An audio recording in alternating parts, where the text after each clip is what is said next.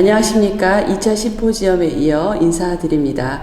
2020 릴레이 심포지엄 ICT 기술이 미래 노인복지 현장에 미칠 영향과 그 지향점, 노인 건강관리를 중심으로 사회를 맡은 고양시 대한노인종합복지관 최윤정입니다. 본 행사는 사회복지 공동모금의 나눔과 꿈 지원을 받아 한국노인종합복지관협회, 한국노인복지학회, 독거노인종합지원센터, 고양시 대한노인종합복지관, 구로노인종합복지관, 묵동실버복지문화센터, 판교노인종합복지관 공동으로 주관하였습니다. 이번 행사는 화면에서 보시는 바와 같이 11월 30일 1차 릴레이 심포지엄 기조 강연 ICT와 노인복지의 미래를 시작으로 12월 7일 2차 ICT와 사회 변화, 12월 14일 3차 ICT를 활용한 트렌디한 건강관리 시스템, 12월 21일 4차 노인복지 현장의 ICT 적용 사례, 그리고 특별과정으로 노인복지 실천 현장 성과 보고 사회복지 공동모금의 나눔과 꿈 골든서클이 매주 월요일 3시 총 4회에 걸쳐 진행되고 있습니다. 금일 진행되는 3차 릴레이 심포지엄의 주제는 ICT를 활용한 트렌디한 건강관리 시스템입니다. 그럼 지금부터 3차 릴레이 심포지엄 ICT를 활용한 트렌디한 건강관리 시스템 주제 발표를 시작하겠습니다. 첫 번째 발표로 스마트한 TV라는 주제로 한국교육방송 EBS 류남희 부장님의 발표가 있겠습니다. 그리고 바로 이어 스마트 기기를 활용한 비대면 인지 교육이라는 주제로 주식회사 미래교육 캠퍼스 김수진 대표님의 발표가 이어지겠습니다.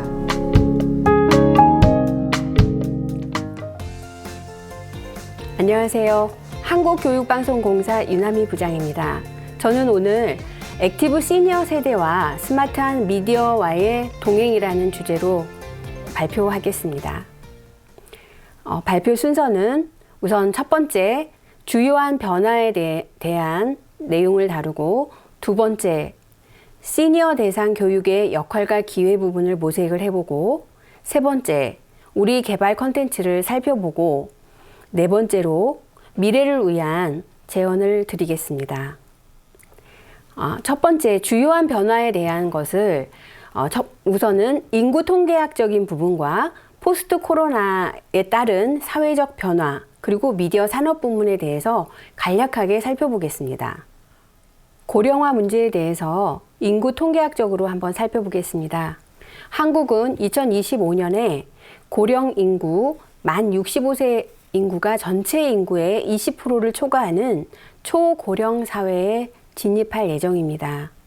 이미 2018년도에 고령화 사회에서 고령 사회로 세계 어느 나라보다 빠른 시간 내에 고령 사회로 진입한 예도 있는데, 그만큼 우리가 개인적으로나 사회적으로 고령 사회에 대한 준비를 하지 못한 채 초고령 사회로 진입하는 부분이기 때문에 많은 준비와 대비가 필요할 것으로 보입니다. 1인 가구 연령별 규모 자료를 보시면 60대 이상의 장년층에 대한 주거, 복지, 일자리 정책이 더욱 정교해져야 될 필요를 느끼게 됩니다. 이는 20대 이상의 1인 가구가 많을 것이라고 오해를 하고 있는 것과는 달리 세대별 60대 이상의 인구가 전체 1인 가구 중에 34%로 가장 높다는 점은 통계적으로 굉장히 유의미한 자료이고, 이 문제를 해결하는 데에 주요하게 논의되어야 될 사실이라고 보여집니다. 인구 통계학적인 다른 자료를 한번 보겠습니다. 통계청 2017년 장래 인구 추계 자료에 따르면 총 인구의 감소, 생산 연령 인구의 감소, 총 부양비 증가 등의 자료를 봤을 때 우리는 노후는 누구에게나 오는데 불가피하게 결국 노령 인구의 노동 은퇴 시기가 그만큼 또 늦춰질 가능성이 매우 높다는 것을 알 수 있습니다. 결국에는 이런 것들이 자녀의 부양 부담, 또 노년의 파산, 장년층의 일자리 문제 해결, 또 장년층의 자립 능력을 키우는 일, 장년층의 건강관리 등이 얼마나 중요한지를 시사하고 있습니다.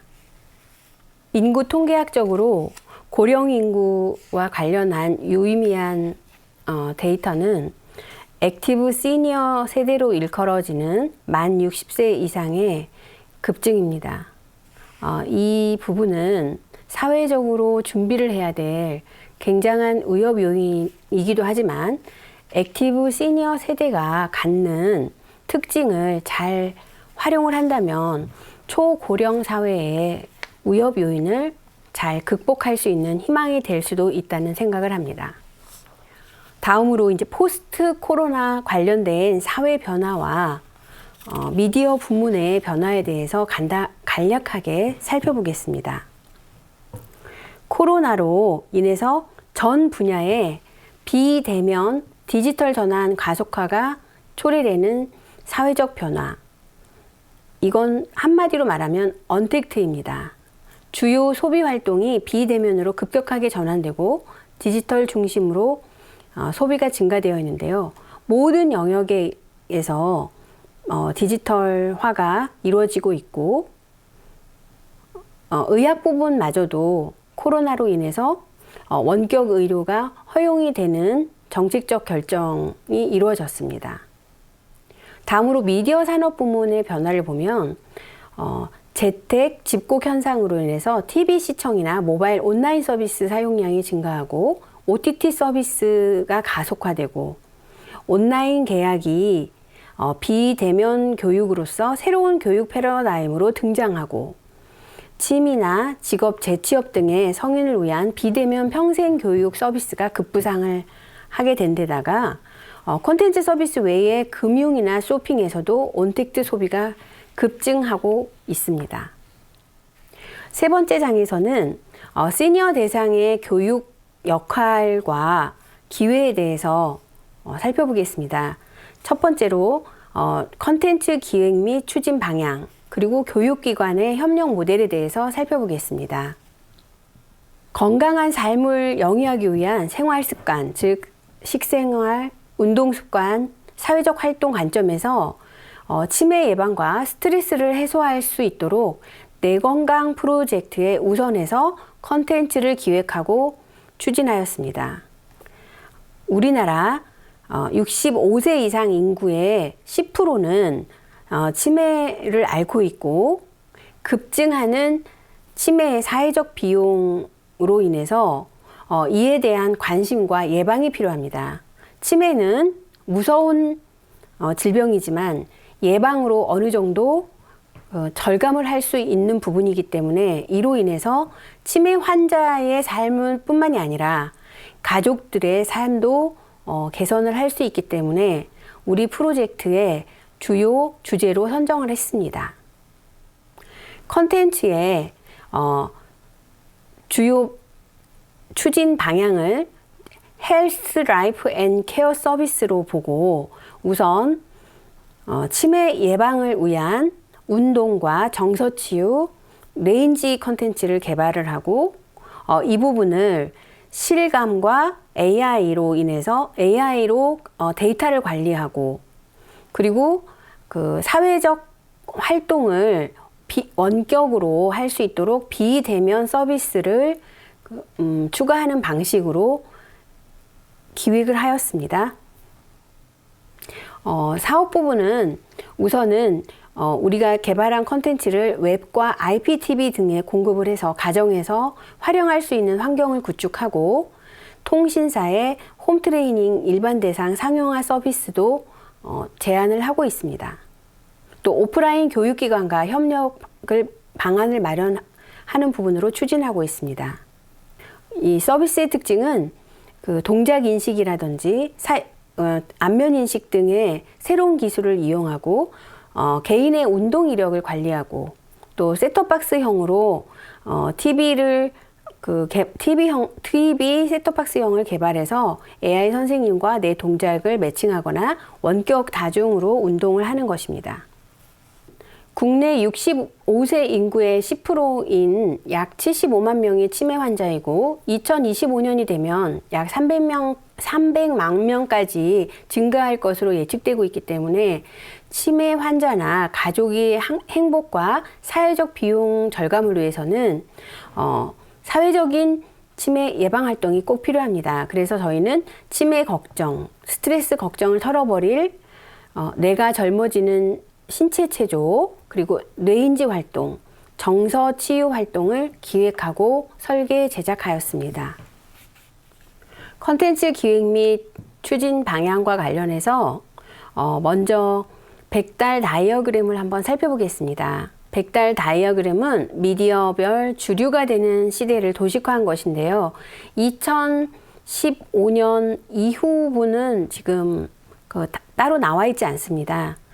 현 시대는 사실은 다양한 미디어가 공존하는 시대이고 여기서 현 시대는 아마 타겟티드 미디어가 주류라고 읽혀지는데 이는 아마도 데이터 축적과 분석에 의해서 서비스되는 데이터 기반 인공지능 서비스와 상통하는 것이라고 볼 수 있습니다. 컨텐츠가 기획이 되고 이가 유통이 되는 경로를 한번 간단하게 살펴보겠습니다. 기획, 설계, 제작이 되면 방송사에서 방송을 하고 방송을 하는 형태 중에서 많이 알리는 것이 이제 TV 캠페인이나 라디오 캠페인으로 알리게 됩니다. 사실 정규 프로그램화 되는 것들은 굉장히 장기간이 걸리는 일이고요. 그다음에 방송이 된 것들이 웹이라든지 유튜브, SNS를 통해서 공유하고 소통이 됩니다. 보도나 홍보를 통해서 알려진 것들이 공감을 얻어서 또 IPTV나 위성방송 등에 별도로 공급을 하는 방식으로 유통이 됩니다. 결국 방송사에서 방송을 하는 콘텐츠는 신뢰성과 또는 대중의 인식 개선 또는 품질 관리 측면에서 굉장한 유리한 점을 갖고 있습니다. 그리고 이렇게 다양한 채널, 미디어가 진화하는 속도에 맞춰서 다양한 채널의 효과적인 전달 방식을 지속적으로 고민하면서 콘텐츠를 기획하고 유통을 하고 있습니다. 그리고 또 통신사나 포털과 함께 콘텐츠 서비스를 확산을 하고 있는 것이 현재의 모습입니다. 여기에 교육기관으로서 오프라인 역할을 하는 교육기관이 같이 협력을 하고 실감과 AI 기술을 접목한 모델을 한번 그려봤습니다. 기획, 설계, 제작, 방송, 웹, 유튜브 이런 것들은 모두 같습니다. 여기에 플러스 실감, AR로 보여지는 선생님이 나오죠. 실감. 그리고 이 데이터에서 카메라에 찍히는 부분들이 모두 데이터로 저장이 돼서 매칭 포인트라든지 어떤 부분이 틀리는지 이런 것들을 개인 이력 관리를 하게 됩니다. 그리고 이 부분은 복지관에서 배우고 와서 집에서 다시 IPTV라든지 웹이라든지 유튜브를 시청하면서 지속적으로 활용할 수 있는 기반을 마련할 수가 있습니다. 두 번째는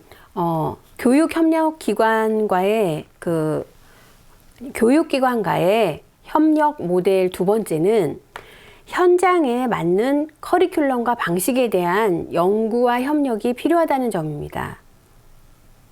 시니어 대상 교육 모델의 확산에 노인복지 간의 협력과 역할이 매우 중요하다고 생각합니다. 이는 수요자 중심, 현장 중심의 교육 설계나 모델 개발이 필요하기 때문입니다. 그래서 앞으로 정부나 지자체의 연구 지원과 예산 지원 프로그램이 있다면 EBS와 EBS의 컨텐츠 교육 전문가들이 모이고 또 한국노인복지관협회의 광역 지부의 회원 기관들, 그리고 그 현장의 수요 및 적용을 할 수 있는 전문가들이 모여서 우리가 마을회관이나 경로당 재가 요양까지도 그 확대를 해서 그 소외되는 곳이 없도록 우리 교육 콘텐츠 프로그램을 잘 기획하고 만들었으면 하는 소망이 있습니다. 그리고 우리 노인복지관이라든지 노인복지시설이 인생의 완성을 돕는 실생활과 연계된 교육기관으로 자리 잡았으면 하는 그 희망이 있습니다. 건강관리, 의식주 관리와 같이 자기 관리를 하는 능력을 키워주고, 그 다음에 인생을 공부를 하고 성숙하고 자립할 수 있도록 돕고, 가족과 이웃과의 건전한 관계를 유지할 수 있도록 돕는 그런 기관으로 우리 노인복지관과 마을회관, 경로당 등이 자리 잡을 수 있도록 EBS도 같이 협력을 해서 노력하고 싶습니다. 컨텐츠를 살펴보겠습니다. EBS는 컨텐츠 기획 설계팀으로 뇌인지 활동 설계, 신체 활동 설계, 감정 노동 설계팀을 세부팀으로 구성하여 진행을 하고, 그다음에 전문가 위원회, 또 체조의 경우는 의학 감수를 수행했습니다. 컨텐츠 기획 설계부는 분당차병원 김민영 교수 연구팀과 EBS 명의 제작팀이 공동 연구를 하고, 목동 실버 복지 문화센터에서 그 어르신들이 참여를 해서 임상 연구를 4주간 시행했습니다. 시험 결과 아주 좋은 결과를 1차 확인하였습니다. 컨텐츠의 신체 활동을 먼저 살펴보겠는데요. 50종의 단위 체조를 먼저 저희가 설계를 하고, 그 중에서 그 부위별, 난도별, 또 보행 정도를 고려해서 묶음 체조 10종을 개발했습니다. 그리고 10종의 그 체조에는 보행 정도에 따라서 앉은 체조와 기댄 체조도 기댄 자세도 설계를 하였습니다. 10종의 묶음 체조에 10곡의 체조 음원을 만들었고요. 이것을 그 10편의 TV 캠페인으로 제작을 해서 EBS 1TV 웹사이트, 유튜브, SNS 공식 페이지, 또 이벤트 등을 통해서 확산의 노력을 하고 있습니다. 또한 그 홍보를 위해서 라디오 캠페인과 챌린지 홍보 영상을 제작을 해서 뇌가 젊어지는 체조를 알리고 있습니다. 또한 그 AR로 체조 따라하기 6종도 컨소시엄 업체와 개발을 하였습니다. 뇌가 젊어지는 체조, 묶음 체조는 부위별로 6종류를 만들고, 상체 운동, 하체 운동, 전신 운동 2종을 다시 앉은 자세와 기댄 자세를 만든 것입니다. 다음으로 뇌인지 활동인데요. 뇌인지 활동은 40여 종의 뇌인지 활동을 EBS에서 기획 설계했고, 이 부분을 기억, 언어, 수리, 컬러링으로 해서 모바일 앱을 컨소시엄 업체와 같이 개발했습니다. 뇌인지 놀이를 이제 수행을 하고 나면 성공 시에 AR로 피드백이 나오고, 그다음에 그 활동을 하는 내역은 AI로 데이터가 축적이 됩니다. 2025년이면 초고령 사회에 진입하게 됩니다. 우리가 충분히 준비하지 못했고 한 번도 가보지 않은 길입니다. 그렇지만 우리 액티브 시니어 세대들의 저력과 에너지를 모아서 현명하게 극복해 가는 방안을 같이 찾아봤으면 좋겠습니다. 여기에는 정부, 지자체, 지역사회, 각 개인들의 노력이 합쳐지고 EBS나 학계, 또 한국노인복지관협회, 각 노인복지관 내에 계신 관계자분들이 효율적인 방안과 지혜로운 방안이 모색이 돼서 그 부분에 힘을 합치면 좋을 것 같습니다. EBS도 최선을 다해서 돕겠습니다. 감사합니다.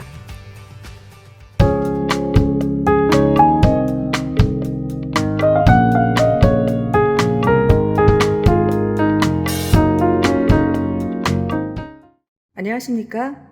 미래교육 캠퍼스 김수진입니다. 미래교육 캠퍼스는 시니어를 위한 트렌디한 시스템을 통해 치매 예방, 인지교육 및 건강관리 강화 등 맞춤형 인지 프로그램을 운영하고 있는 시니어 전문 프로그램 회사입니다. 현재 전국 200여 개의 시니어 관련 기관에서 대면 및 비대면 맞춤형 수업을 전국 전문 강사들과 함께 수업을 진행하고 있습니다. 코로나로 인하여 급격히 줄어든 시니어의 교육 환경과 소외시되고 있는 노인 교육의 질 향상을 위해 대면 수업에 이어 ICT, 즉 정보통신기술 중 스마트 기기를 활용한 비대면 맞춤형 수업을 준비하여 소개하고자 합니다. 프로그램으로는 시니어에게 꼭 필요한 체조, 손유희, 손운동, 눈운동, 복식호흡, 명상, 호흡 파트의 건강활동과 두뇌 활동에 필수적인 기억훈련, 지각력, 진압력, 주의력, 순발력, 집중력, 관찰력 등 12가지 두뇌 훈련으로 구성되어 있습니다.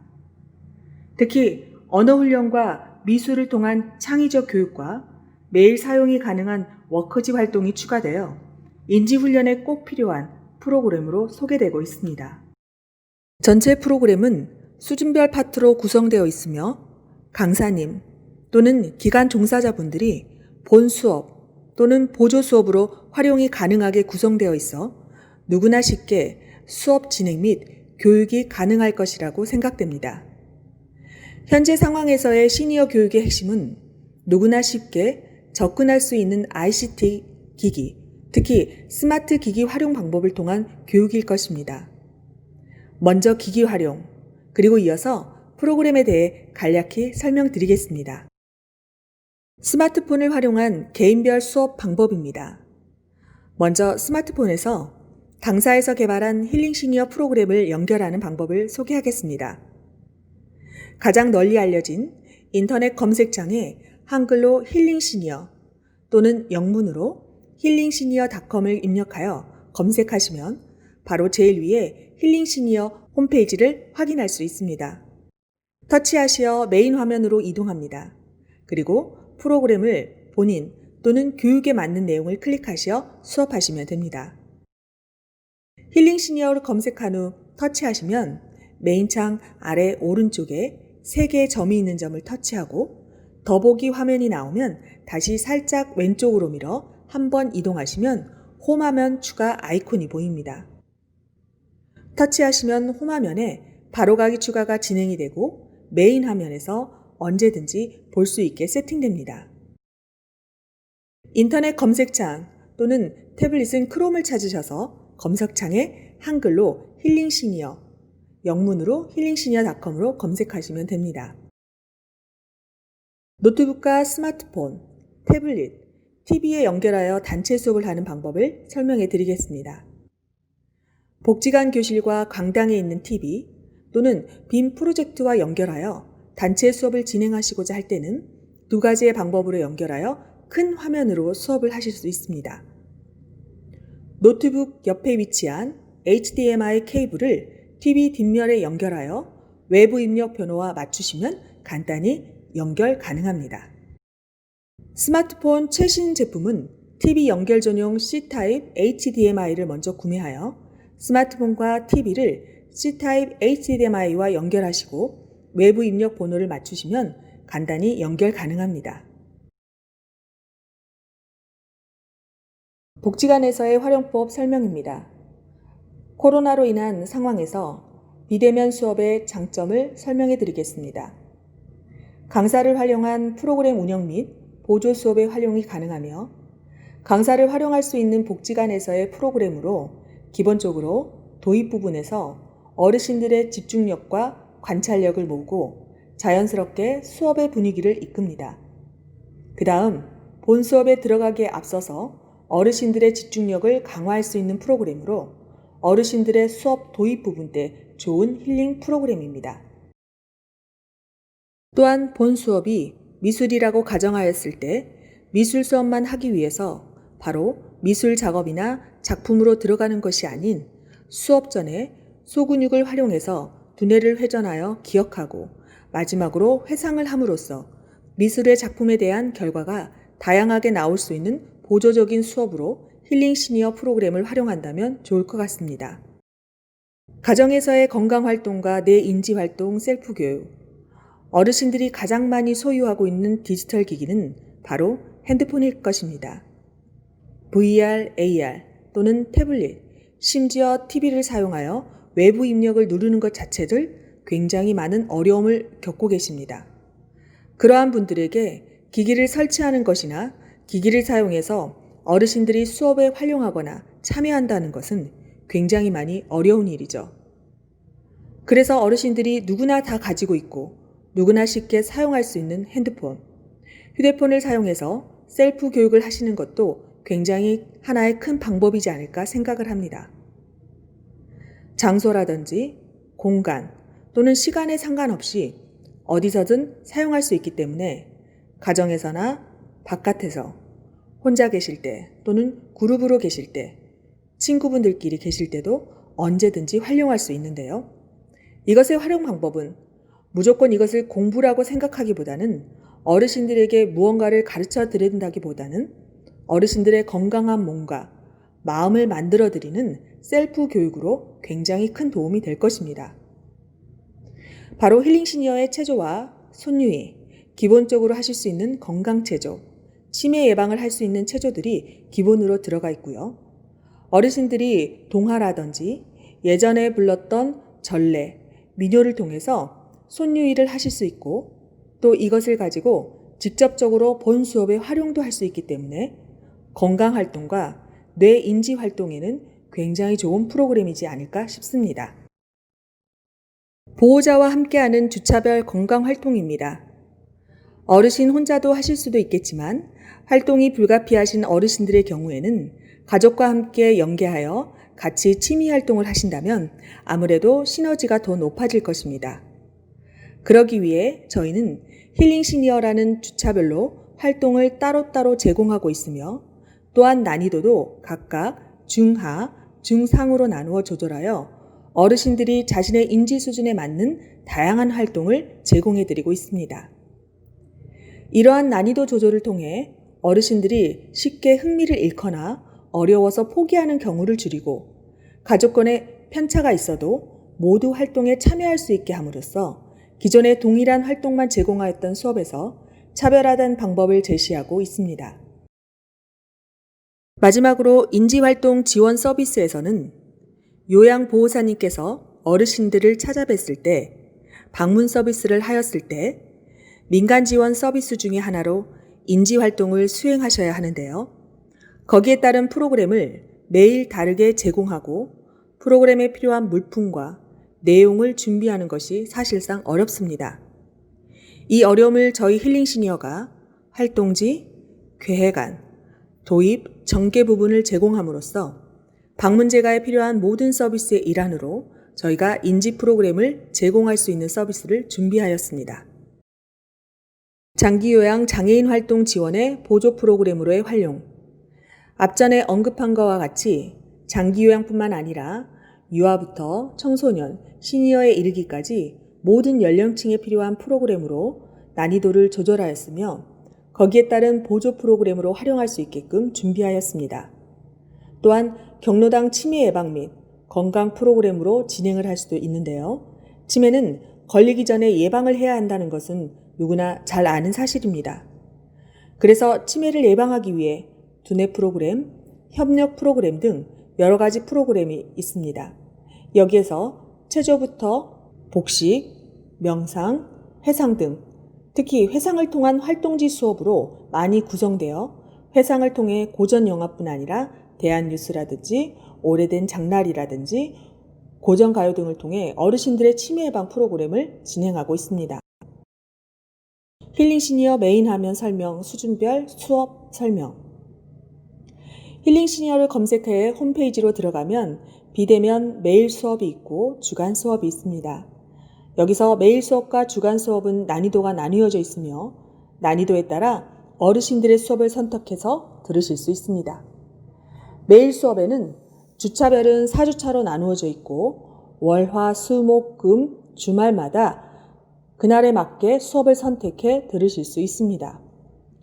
주차별 체조와 손유인은 1주차, 2주차, 3주차, 4주차, 주차가 같을 뿐 그 외의 나머지 프로그램은 매일 다른 활동들로 이루어져 있습니다. 거기에 따라 제공되는 활동지도 요일마다 다르게 제공됩니다. 활동지에는 미술만 들어있는 것이 아니고 활동지 자체를 교구로, 미술로, 창의로 할 수 있는 여러 다양한 활동지들을 제공하고 있습니다. 예를 들어 미로찾기나 숨은 그림 찾기 등 두뇌 트레이닝을 할 수 있는 활동지들도 있습니다. 회상을 통한 낙엽 표현하기 방법도 할 수 있는 활동지도 수준별로 나누어 제공하고 있습니다. 활동지 수업 후 거기에 따른 손인형극이나 애니메이션을 보고 고전 영화나 고전 뉴스 등을 화상하면서 하루 일과를 마무리하실 수 있습니다.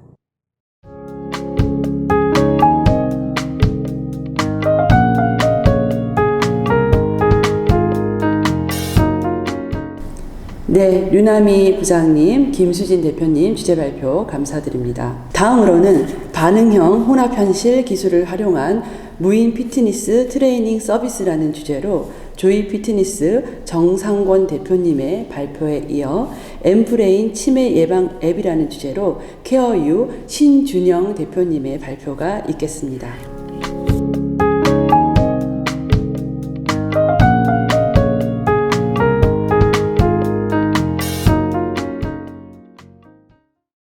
안녕하세요. 저는 주식회사 조이펀의 대표이사 정상권입니다. 오늘 저는 혼합현실 서비스 산업 및 표준화 동향에 대해서 말씀드리고자 합니다. 우선 혼합현실 서비스가 무엇인지를 알아보고 가는 것이 중요하리라 생각이 됩니다.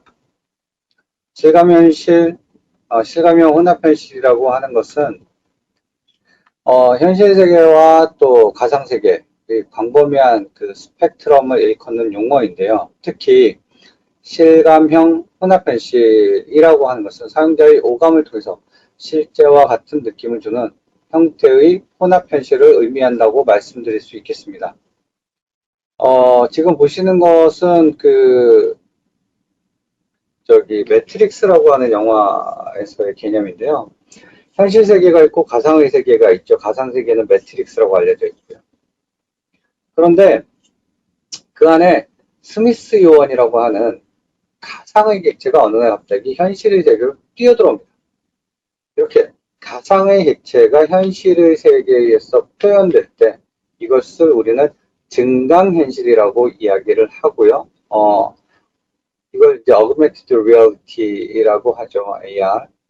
그 다음에 이 네오가 이걸 이제 가상의 세계로 진짜 들어가서 내가 무언가 픽스해야 되겠다, 고쳐야 되겠다, 호기심으로 인해서 들어가야 되겠다라고 했을 때 그때의 모습을 우리가 Augmented Virtuality, 그러니까 증강 가상이라고 이야기를 하죠. 이걸 조금 더 단순화시키면 다음과 같은 그림으로 볼 수 있겠습니다. 그래서 VR은 그러니까 가상현실은 R인 현실의 상대적인 개념이죠. 그 안에는 증강현실도 있고 증강가상도 있는데, 근데 이런 거를 딱 보면 증강현실하고 증강가상이 다야? 하지만 증강현실하고 증강가상 사이에는 이게 현실의 가상 객체를 올려놓은 건지 또는 가상의 현실 객체를 올려놓은 건지 중첩한 건지에 대해서 굉장히 모호한 상황이 발생될 수 있습니다. 그래서 그런 것들 것들을 이용해서 최근 이제 공연 예술 환경에서 접할 수가 있는데, 이런 거에 대해서도 우리가 어떻게 무엇이라고 명명할 것이냐. 그래서 이걸 그냥 믹스드 리얼리티라고 이야기를 하자. 이렇게 하고 있습니다. 그래서 요즘에 최근 그 국제표준기구 학술기구에서는 MR이라는 용어를 사용하도록 공부하고 있죠. 우선 가상현실은 우리가 흔히 이렇게 이야기합니다. 시간과 공간에서 자유로워질 수 있다. 증강현실은 사실 그와는 조금 차이가 있습니다. 증강현실은 그냥 단순하게 시뮬레이션을 해주는 것이고, 가상현실은 내가 그 안에서 그 시간과 장소에 가서 그렇게 될 수 있도록 그렇게 완벽한 몰입감을 주는 것이 가상현실의 특징입니다. 한번 볼까요? 네, 지금 보시는 이 영상은 사람이 하늘을 나는 꿈을 실현해 볼 수 있고, 체험해 볼 수 있고, 경험해 볼 수 있는, 이것은 완벽하게 몰입되지 않으면 사실 실감하기 어려운, 밖에서 보면 이렇게 우리가 우스꽝스럽지만 그럼에도 불구하고 이 사람은 실제로 자기가 새가 된 것과 같은 그러한 느낌을 가질 것입니다. 그 다음 보여지는 거는요, 실감형 혼합현실 중에서도 증강현실 글래스라고 하는 부분인데요. 대표적인 증강현실 글래스는 이제 마이크로소프트의 홀로렌즈, 그 다음에 매직립 등이 있습니다. 증강현실 기기는 안경 형태로 되어 있어서 가상의 객체가 현실과 증강할 수 있게, 쉽게 증강할 수 있도록 구현이 되어 있죠. 자, 이제 이 동영상은 홀로렌즈 2를 가지고 데모하는 그런 그 영상입니다. 볼까요?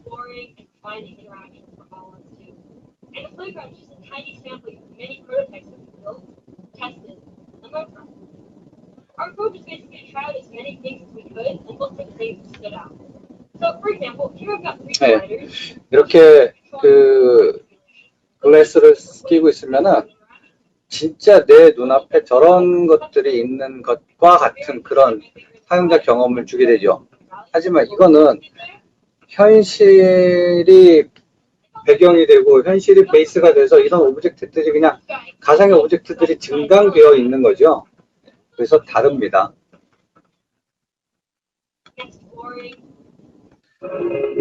자, 이거는 아까 보셨던 증강현실 또는 가상현실과는 다른 형태였죠? 그래서 마치 현실 속에 있는 사람들이 가상의 공간에 가 있는 것 같고, 그럼에도 불구하고 또 가상의 오브젝트들이 현실에 증강되어 있는 것 같고, 도대체 이것을 무엇이라고 할 수 있느냐? 그래서 이거는 그냥 혼합현실이다라고 명명하는 것이 가장 자연스럽다라는 거죠. 지금 여기 보여지는 기술들은 전부 다 동작인식 센서와 영상장치가 유기적으로 상호작용할 수 있도록 두 개의 좌표계가 연동되도록 하는, 바로 프로젝션 매핑 기술이라고 말씀드릴 수가 있겠습니다. 자, 이제는 그 개념이나 이런 거에 대해서 좀 우리가 이해할 수 있었다면, 이번 챕터에서는 과연 그러면 산업계에서는 실감형 혼합현실이 어떻게 움직이는지를 한번 살펴보도록 하겠습니다. 최근에 페이스북은 그 퀘스트 2라고 하는 제품을 내어놓았습니다. 사실 이런 VR 장비가 나온 것이 굉장히 오래되었지만, 이 제품이 가지고 있는 의미는 무엇이냐면 저렴한, 어마어마하게 저렴한 가격이에요. 41만 4천. 네, 부담 없는 가격으로 내가 이러한 가상현실 장비를 가질 수 있다라고 하는 거죠. 그래서 본격적인 대중화를 선언을 했는데, 이 제품만 가지고는 사실 뭘 할 수 있겠어요. 그래서 페이스북은 가상세계 서비스 호라이즌, 재택근무 솔루션 인피니트 오피스 같은 그런 VR 서비스를 함께 제공을 파였습니다. 한번 볼까요? Beyond our world, there's another world. 예, 페이스북이 공개한 가상세계 플랫폼 호라이즌인데요. 이 호라이즌은 This is 과거 그 Vietnamese guide slash 가상현실을 처음 생각했을 때의 세컨 라이프, possibilities. 예, 3D로 만들어 놓은 가상 공간, 그 안에서 부동산도 사고 팔고 교육도 받고 이랬었죠. 근데 그걸 진짜 가상현실 안으로 내가 들어가서 이런 걸 하는 것과 같은 그런 느낌, 그러한 경험을 제공하기에 이르렀습니다.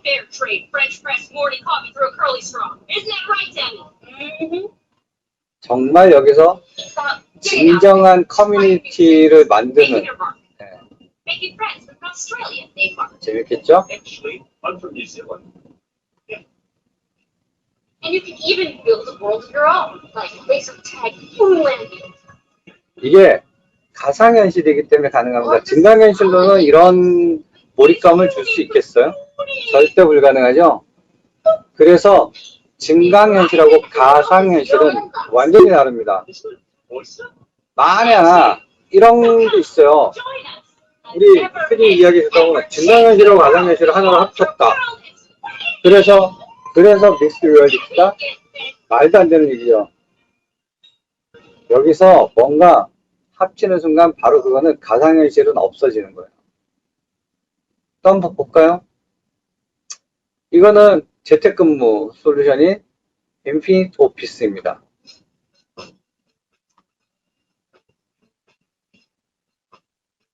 이 숙녀분이 앉아서 퀘스트 2를 착용을 하고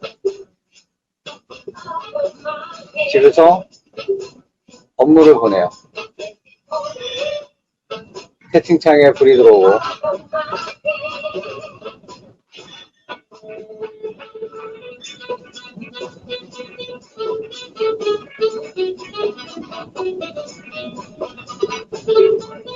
굉장히 경량화되어 있고 직관적이고 사용하기 편하겠죠.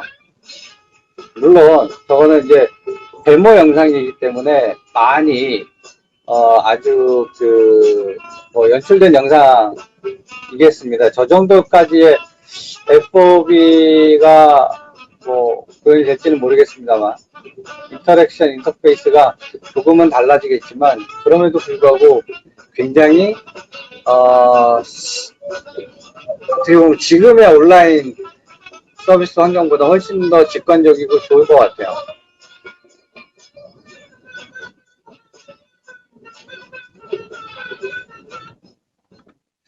네, 그 다음에 지금 가상현실의 어떤 그런 솔루션들, 서비스들을 보셨다면 이번에는 증강현실의 서비스를 한번 보겠습니다.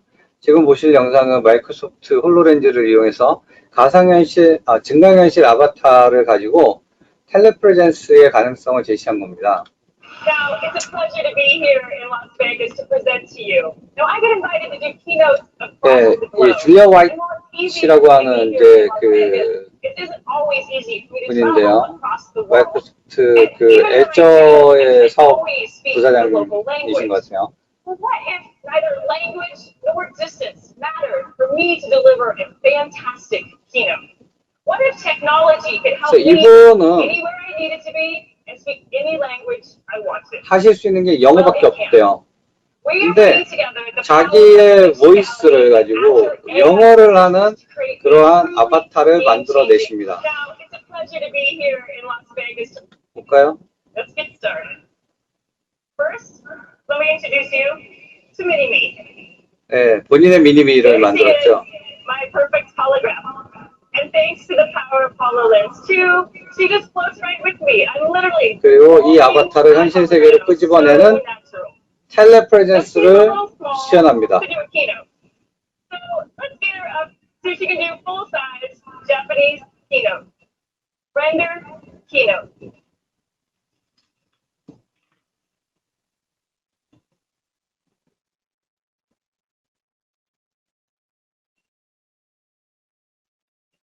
네. 자, 이분이 아까 자기는 일본어를 할 줄 모른다고 했어요. 영어만 할 줄 안다고 했어요. 근데 이 사람이 지금 이렇게 일본어를 유창하게 하는 아바타를 만들어낸 거죠. 이 아바타가 실제 일본에 가서 비즈니스를 할 수가 있는 거예요. 이렇듯이 이 증강현실을 통해서 텔레프레전스의 가능성을 보여주었습니다.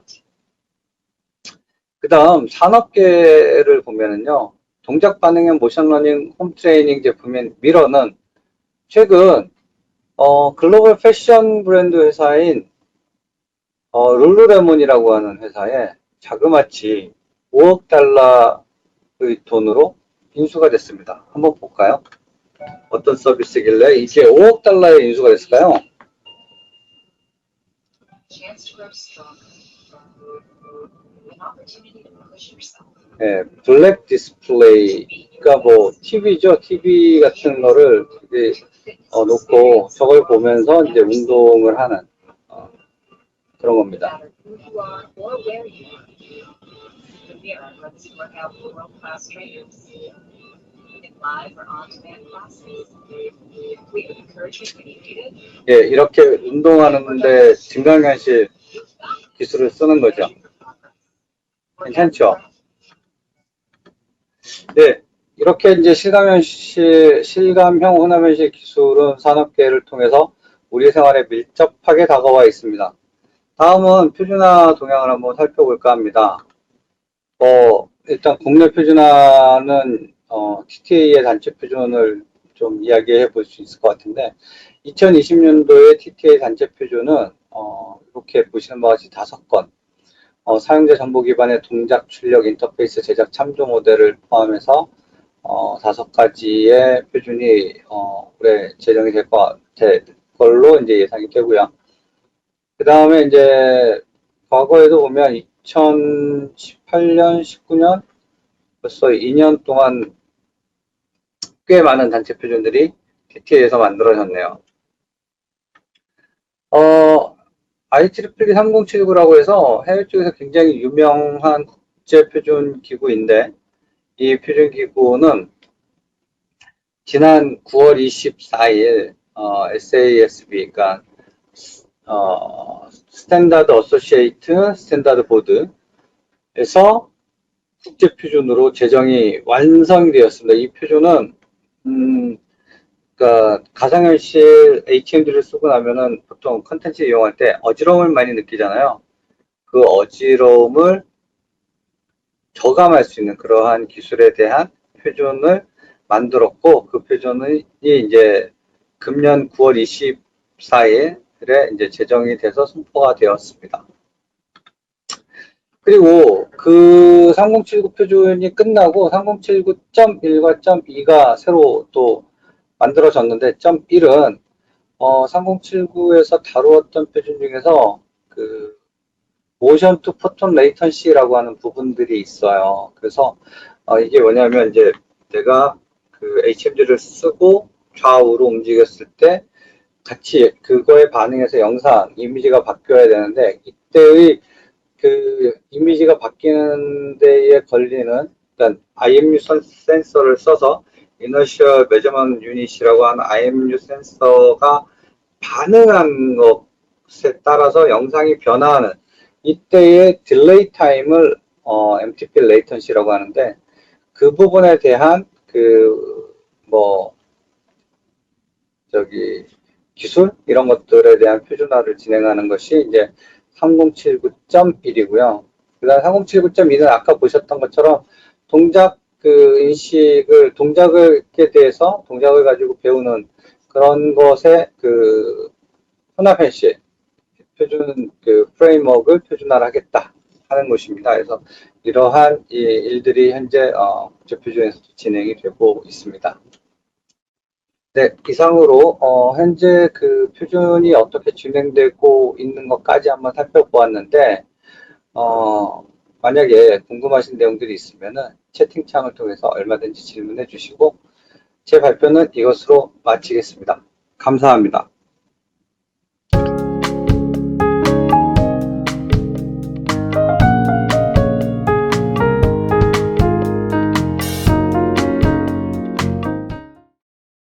안녕하세요. 저는 케어윌 신준영이라고 합니다. 노인종합복지관 협회에서 진행하고 있는 이 뜻깊은 릴레이 심포지엄에 강연자로 초대해 주셔서 감사합니다. 저는 오늘 데이터 기반의 치매 예방 관리 플랫폼에 대해서 저희 회사가 제공하고 있는 서비스를 중심으로 발표를 드리도록 하겠습니다. 회사에 대한 설명을 좀 말씀드리고요. 이 플랫폼에 대한 사업 설명, 그리고 시장 현황에 대한 분석, 그리고 실제 서비스에 대한 소개, 그리고 향후 계획에 대해서 같이 말씀드리도록 하겠습니다.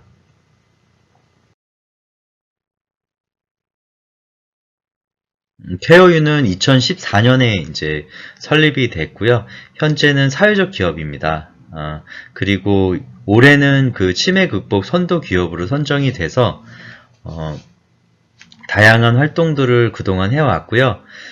앱 스토어가 처음 나올 때 그 치매 검사, 앱 개발부터 시작을 해서 인지 능력을 향상시킬 수 있는 게임, 그리고 사례 관리 프로그램, 그리고 최근에는 IoT와 로봇 서비스들도 연계해서 기관에 제공을 하고 있습니다. 오늘도 제가 이천의 노인종합복지관에 다녀왔는데요. 그곳에 어르신들 대상의 로봇 시니어 카페를 만들고 있습니다. 그래서 저희가 이제 제공하는 로봇도 그곳에 이제 들어가게 돼서 장소를 좀 확인하려고 오늘 좀 다녀왔습니다.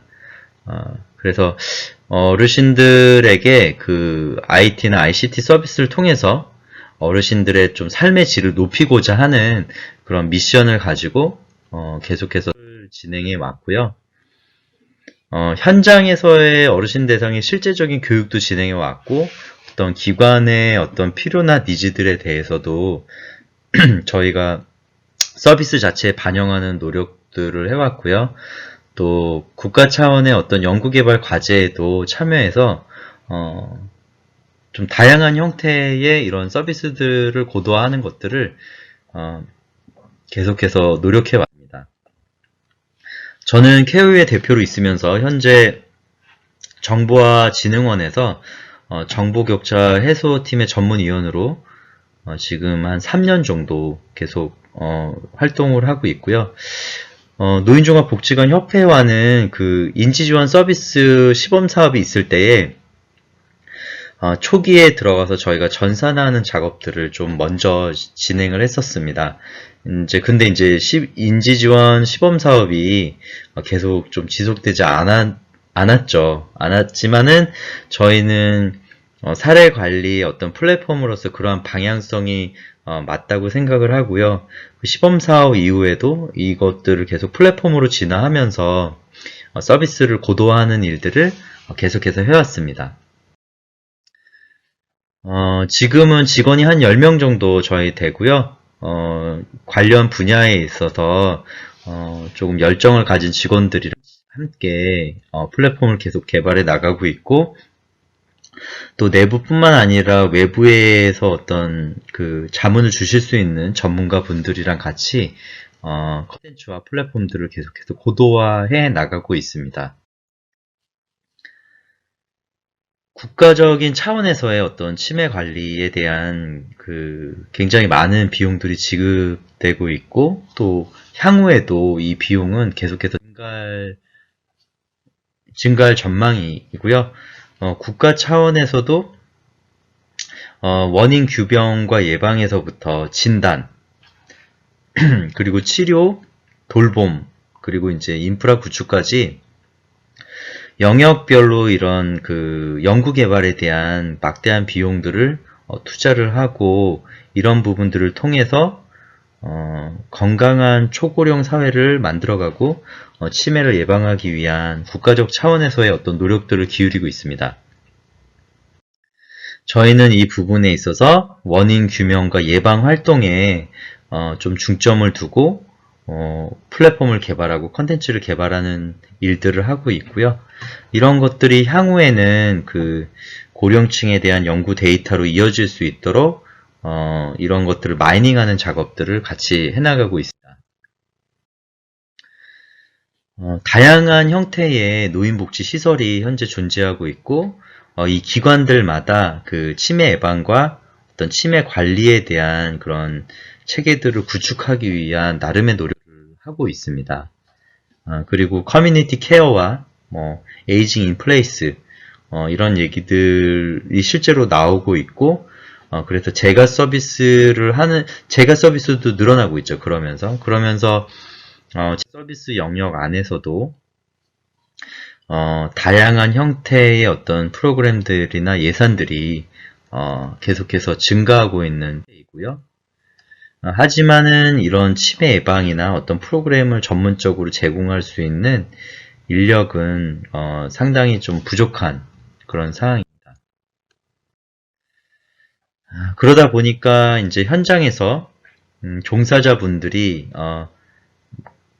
굉장히 많은 일들을 한 분 한 분 감당하고 계시고 이 부분에 대한 전산화는 수가 체계에 대한 부분들은 뭐 행정 절차랑 이런 건 잘 돼 있지만 실질적으로 어르신들 개개인을 케어할 수 있는 사례 관리에 대한 전산화 부분은 미비한 부분들이 존재하고 있습니다.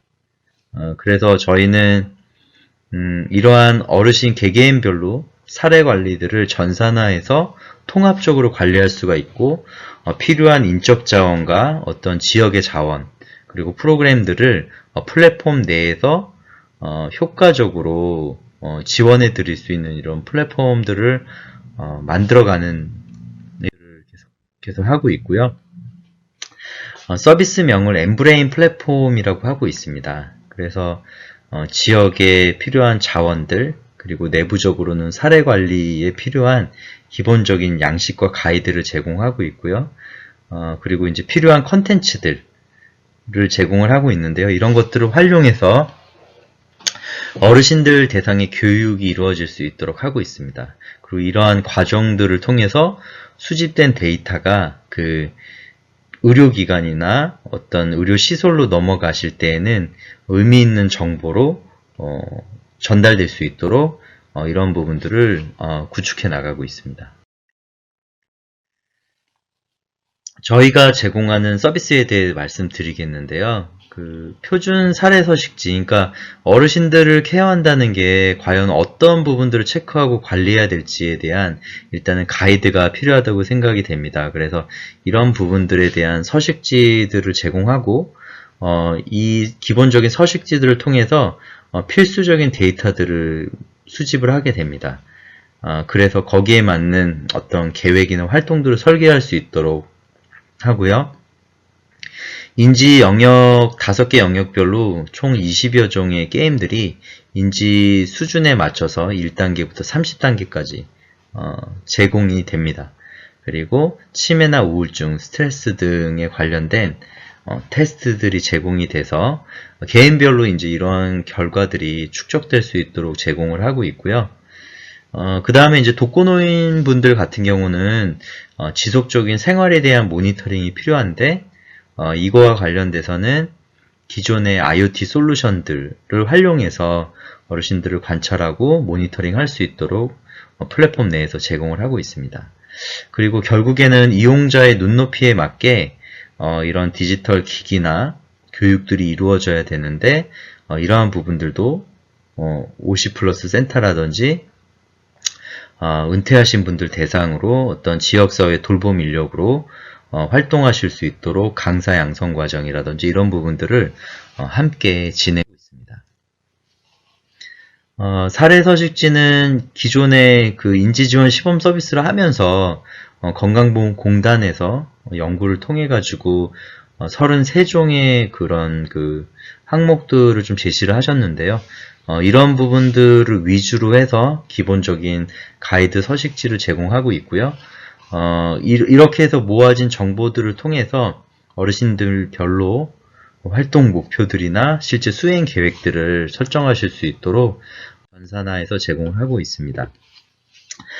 게임들은 쉽게 어르신들이 일상생활 가운데 접할 수 있는 소재들로 인지 영역별로 해서 게임들을 하실 수 있도록 제공하고요. 검사들도 주기적으로 검사한 결과들을 개인별로 모니터링하고 결과들을 축적할 수 있도록 제공을 하고 있습니다. 최근에는 어르신 전용 태블릿을 저희가 이제 클라우드 펀딩으로 진행을 해서 네, 많은 분들이 좀 필요성을 느끼셔서 제공을 했고 성공적으로 이제 크라우드 펀딩이 모집이 돼서 이번 달부터는 기관에 이제 그 저희 제품들을 보급할 계획을 가지고 있습니다. 그리고 청명학교 프로그램 중에 저희가 스마트 버전이라고 해서 복지관들 5곳 정도를 대상으로 시범 사업들을 진행했고요. 긍정적인 결과들을 확인하였습니다. 네, 그래서 그 노인복지 시설에서 효과적인 치매 예방 교육을 할 수 있도록 이런 플랫폼들을 데이터 기반으로 정보를 수집하고 제공할 수 있도록 하고 있고요. 그래서 개개인별로도 어떤 데이터들을 수집해서 비주얼라이징해서 쉽게 판별하실 수 있도록 제공하고 기관에서는 전체 현황을 쉽게 보실 수 있도록 이렇게 이제 도표로 한눈에 볼 수 있도록 제공을 하고 있습니다. 그리고 이제 상담사별로나 복지사별로 담당하고 계신 분들에 대한 이력이나 어떤 정보에 대한 관리에 대해서 구축할 수 있도록 제공을 하고 있고요. 가이드 서식지를 이제 제공하고 있습니다. 그래서 모아진 데이터들이 기반으로 해가지고 활동 목표를 이제 그 영역별로 프로파일링해서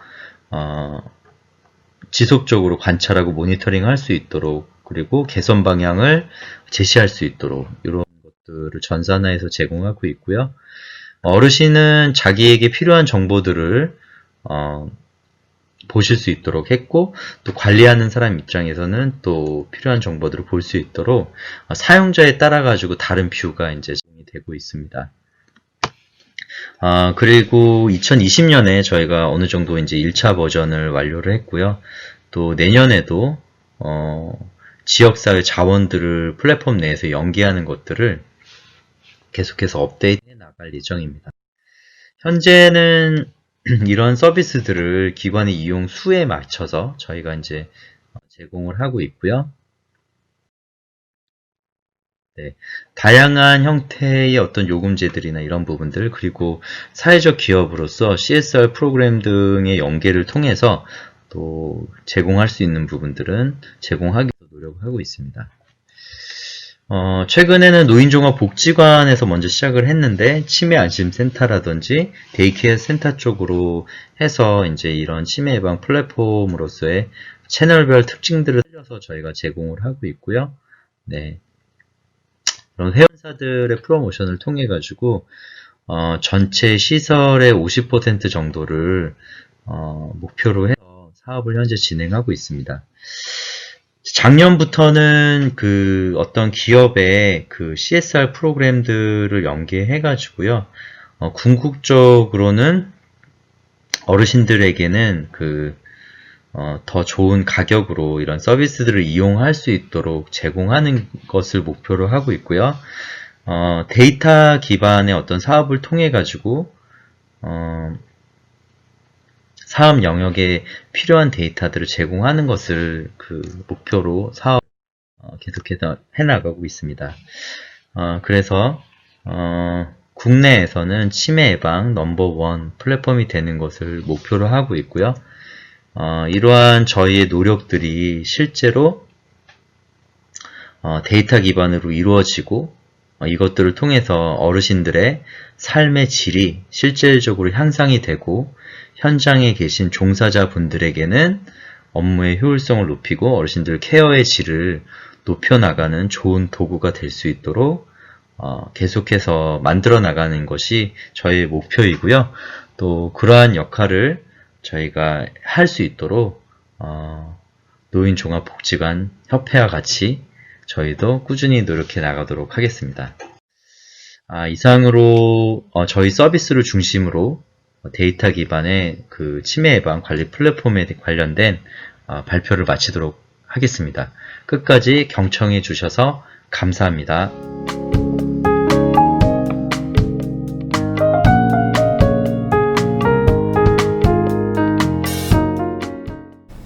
네, 정상권 대표님, 신준영 대표님 주제 발표 감사합니다.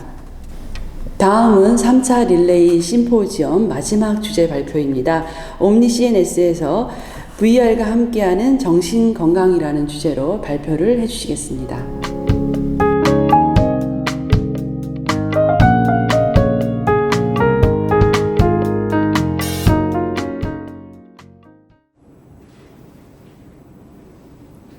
안녕하세요. 저는 VR 헬스케어 기기를 만드는 주식회사 옴니 CNS의 양용모라고 합니다. 오늘은 최근에 많이 화제가 되기도 하고 또 우리 주변에서도 종종 접해볼 수 있는 가상현실, 다시 말해서 VR과 관련된 건강관리와 치료, 예방 등에 관한 최근 기술 동향을 말씀드리고자 합니다. 가상현실을 체험하기 위해서는 우선 우리가 보통 헤드마운트 디스플레이라고 부르는 이 안경처럼 머리에 쓰고 대화면으로 영상을 볼 수 있는 이런 영상 표시 장치가 필요한데요. 초기에는 게임기랑 연결을 해야 되거나 또는 컴퓨터에 연결을 해야 하는 크고 값비싼 기기 위주로 사용을 많이 했습니다. 그런데 요즘은 PC나 게임기 없이도 단독으로 사용을 하거나 또는 휴대폰만 있어도 휴대폰을 부착해서 사용할 수 있는 중저가 VR도 시중에서 많이 구할 수가 있습니다. 그래서 이런 VR을 이용해서 최근에는 의료계나 건강관리센터 이런 곳에서 활용도가 많이 높아지고 있습니다.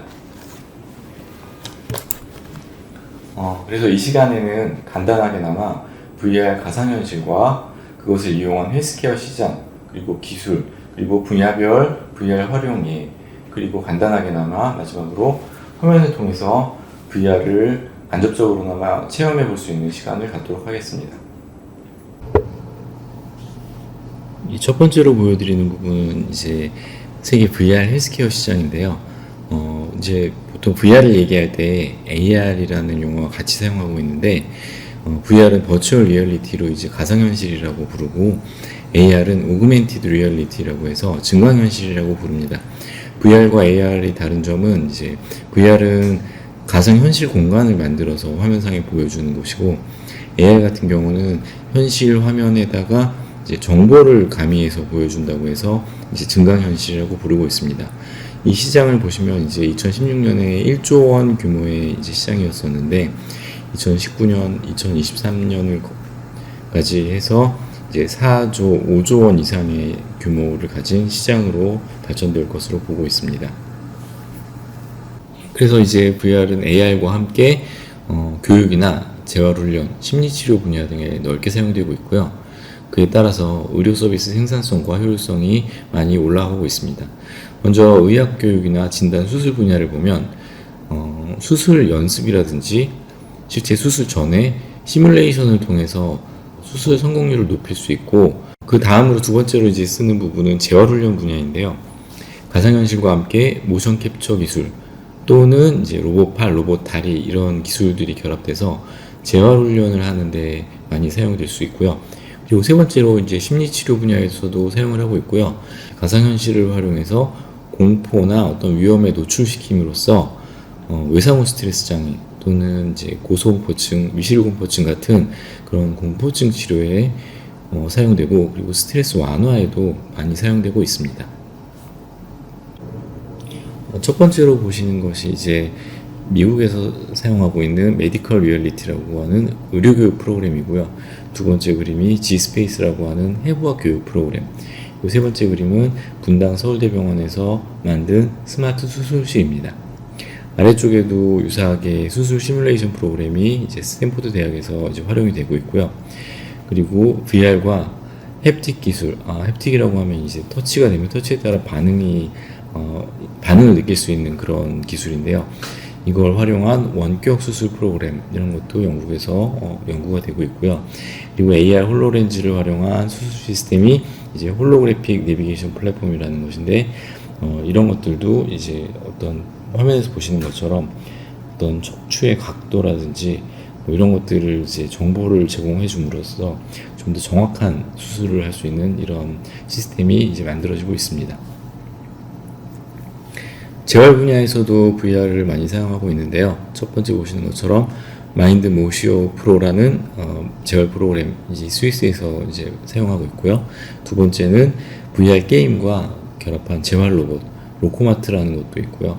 그리고 오른쪽에 보시면 하반신 마비 치료기로 이제 개발 중인 듀크 대학이라는 곳에서 만든 하반신 치료기, 그리고 아래쪽에 보시면 약시를 치료하는 게임인 VR 비비드 비전이라는 프로그램도 있습니다.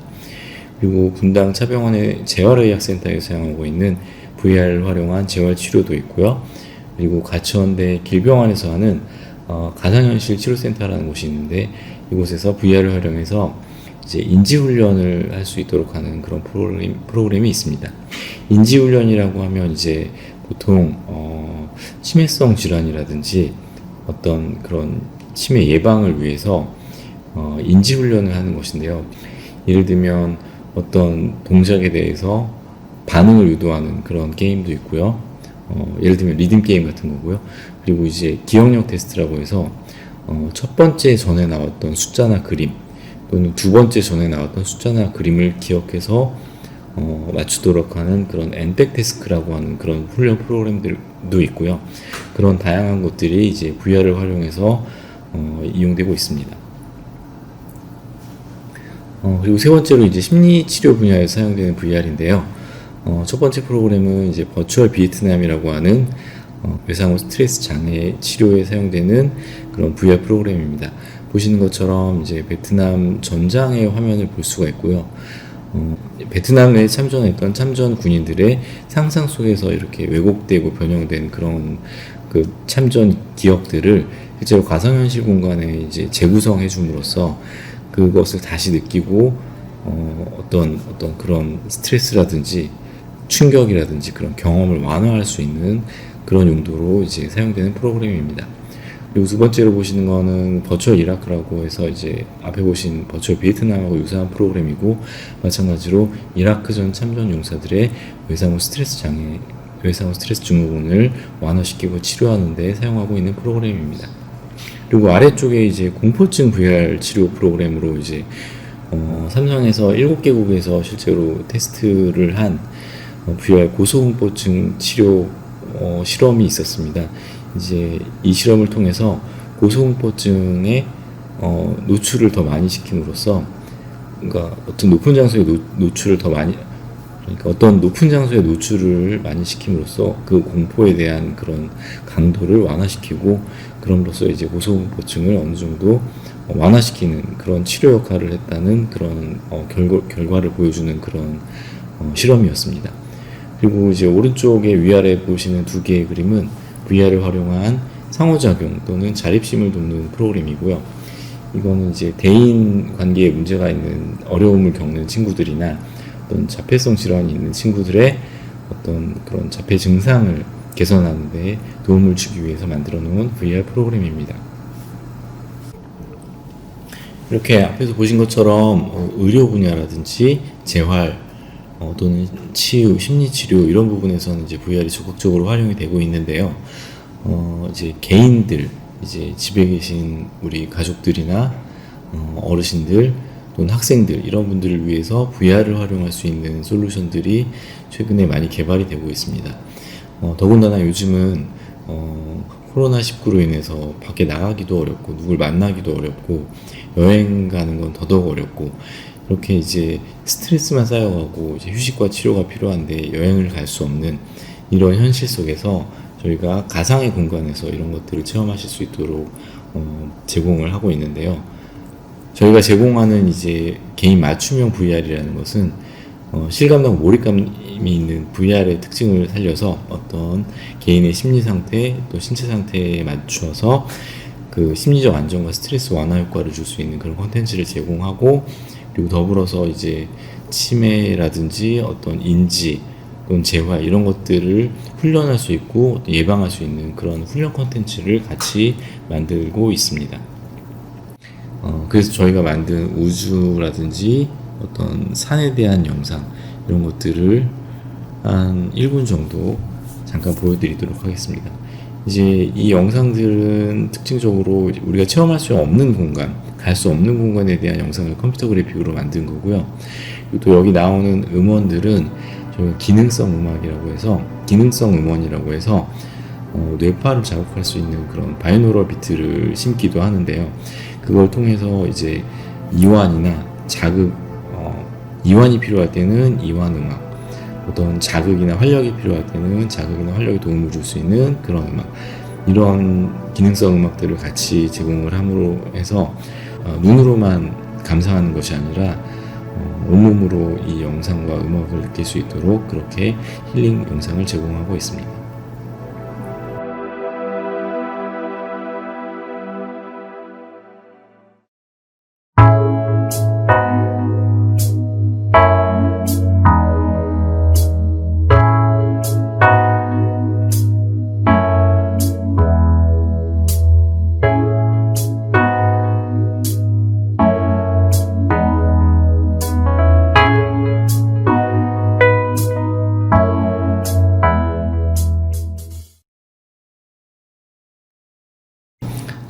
그리고 마지막으로 보여드릴 것은 제가 이제 유튜브에서 검색을 해서 찾은 가상여행입니다. 아까도 말씀드렸다시피 최근 코로나19로 인해서 여행이라든지 가족들 만나보기가 매우 어려운데 VR을 통해서 이제 세계의 명소들을 탐방할 수 있는 그런 콘텐츠들을 VR로도 제공을 하고 있고요. VR을 통해서 유튜브를 들어가시면 이제 이 세계의 유명한 곳을 가상현실 공간에서 가이드의 소개와 함께 현재 가 있지는 못하지만 가 있는 거하고 유사한 환경으로 경험을 하실 수가 있습니다.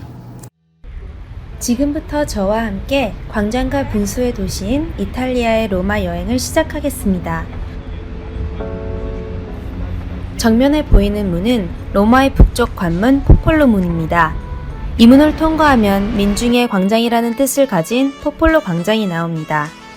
광장 중앙에는 36m의 오벨리스크가 있고 뒤쪽 멀리 보이는 핀치오 언덕 테라스에 올라서면 로마 전경이 한눈에 보입니다. 특히 이곳에서 석양이 지는 모습은 꼭 봐야 하는 전경 중 하나입니다. 광장을 지나 남쪽으로 이동하면 정면에 쌍둥이 정당을 볼 수 있습니다. 이곳 내부는 17세기 바로크 양식과 고요함을 느낄 수 있습니다. 이제 성당을 나와 스페인 광장으로 이동하겠습니다.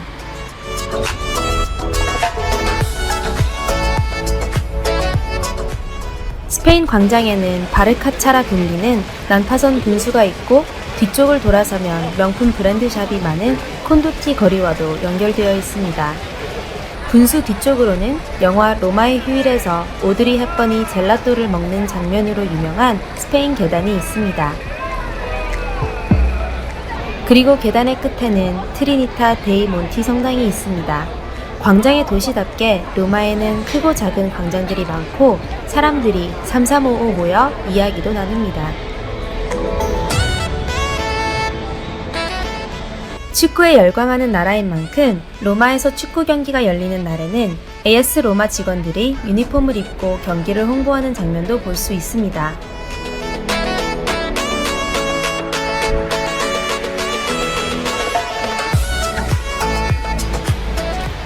저기 앞에 사람들이 모여있는 곳이 트레비 분수입니다. 로마에는 총 440개의 분수가 있는데 트레비 분수는 그중 가장 크고 유명한 분수입니다. 트레비 분수에서 많은 관광객들이 사진도 찍고 동전을 던지며 소원을 비는데 소원을 이루려면 동전을 던지는 특별한 방법이 있다고 합니다. 먼저 트레비 분수를 등지고 동전을 오른손에 쥐고 왼쪽 어깨 너머로 던지면 소원이 이루어진다고 합니다. 여러분도 로마의 마법 같은 기운을 동전에 담아 이곳 트레비 분수에서 소원을 빌어보시는 건 어떨까요? 이상 간단하게나마 VR을 통한 건강관리에 대해서 소개해드렸는데요. 최근에는 각종 병원이나 건강관리센터, 보건소, VR 체험존에서도 건강관리용 VR을 많이 찾아볼 수가 있고요. 또 안마기나 실내용 사이클 같은 운동, 건강관리 기구에서도 많이 활용되고 있습니다. 그래서 앞으로 VR을 더 자주 체험하실 수 있을 것으로 보이는데요.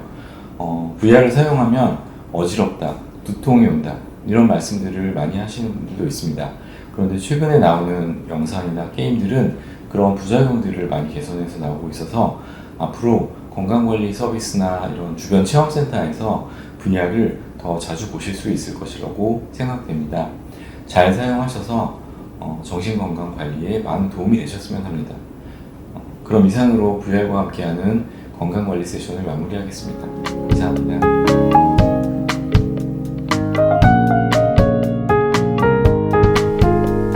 네, 주제 발표 감사합니다. 3차 릴레이 심포지엄 주제 발표가 마무리되었습니다. 주제 발표를 해주신 모든 분들께 다시 한번 감사드립니다. 다양한 주제와 방식의 새로운 모델 개발에 노고에 감사드리고 오늘 이 자리를 통해 공유해 주셔서 감사합니다. 코로나19로 앞당겨진 4차 산업혁명을 맞이함에 있어 노인복지 현장에서는 어떻게 ICT 기술을 활용한 건강관리 시스템을 적용할 것인가에 대한 심도 있는 고민이 이어져야 될 것 같습니다. 네, 이것으로 3차 릴레이 심포지엄 ICT를 활용한 트렌디한 건강관리 시스템을 마치겠습니다. 다음 마지막 4차 심포지엄은 12월 21일 월요일 오후 3시에 노인복지 현장의 ICT 적용 사례와 특별 과정으로 노인복지 실천 현장 성과 보고 사회복지 공동모금회 나눔과 꿈 골든서클로 찾아뵙겠습니다. 함께해 주셔서 감사합니다.